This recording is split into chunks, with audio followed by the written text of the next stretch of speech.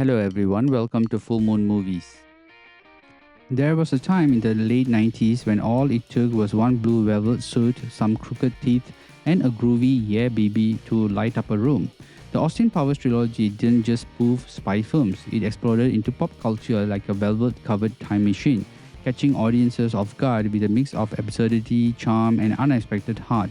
And now, looking back at all the three films together, they serve not only as a comedic time capsules, but as a surprisingly clever study of identity, nostalgia, and how far self awareness can carry a character.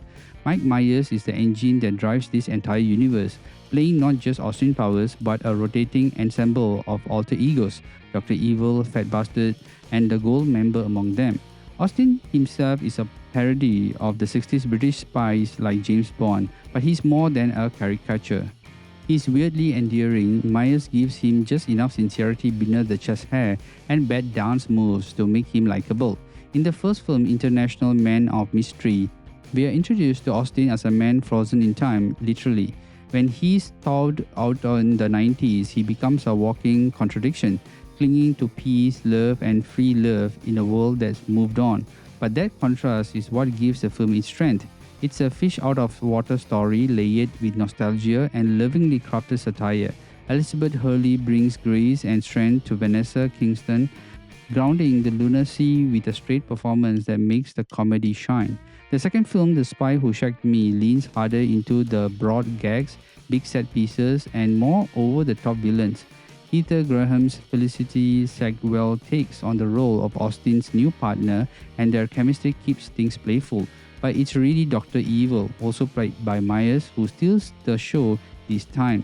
His scenes with Mini-Me by Vern Troyer are some of the most memorable in the entire series. Combining physical comedy with odd, childlike affection, this film also introduces Fat Bastard, a character that pushed boundaries but added another layer of physical absurdity to the growing world. This sequel doubles down on silliness, but there's still an undercurrent of vulnerability in Austin, especially when he meets a younger version of himself and questions if he's truly lovable. Now, that's the kind of unexpected emotional thread that makes these films more than just parody. Goldmember, the third and the final installment, is the most chaotic of the three. It bounces between time periods, introduces even more characters like Beyonce, Foxy, Cleopatra, and pushes the humor to its most exaggerated.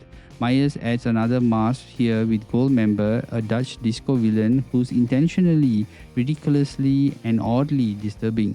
While some critics felt the film actually went too far into the sketch of this territory, it also gave fans a closure.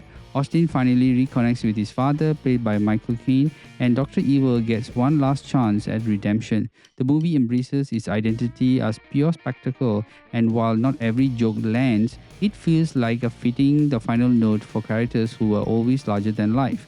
One of the greatest trends across all the three films is how they use music and set design as part of the comedy. The groovy opening dance numbers, retro chic costumes, and bright swinging color palettes do more than just set the mood. They establish Austin's world as one where everything is heightened. And the music, whether it's Bird Bancharach or Madonna or original Spy themes, work to stitch nostalgia and humor together.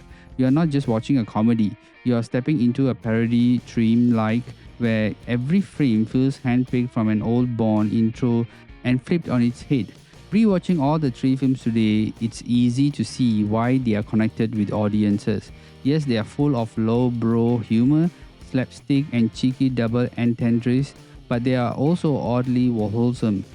At their core, these movies aren't mean-spirited. They are about joy, identity, and embracing the weirdness that makes you different. Austin Powers may be a walking joke, but he also is a character who knows who he is, and in a way, that's what the audience fell in love with. As for physical media collectors, having the Austin Powers trilogy on the Blu-ray or even 4K if there's one is a colorful treat.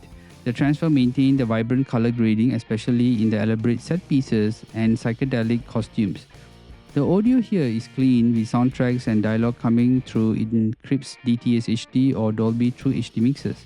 I only have the triple feature in a Blu-ray, so it's still the most valuable bonus where I have the chance to revisit a kind of comedy that's playful, unfiltered, and refreshingly unashamed.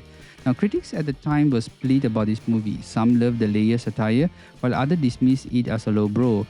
But audiences embraced it, and that's why it remains relevant. In an era now often second guesses itself, the Austin Power films remind us that laughter, when done with heart, never really goes out of style. They may not have saved the world, but they sure made it groovier. And in today's cynical world, that might just be enough. Now, this triple feature is a must watch.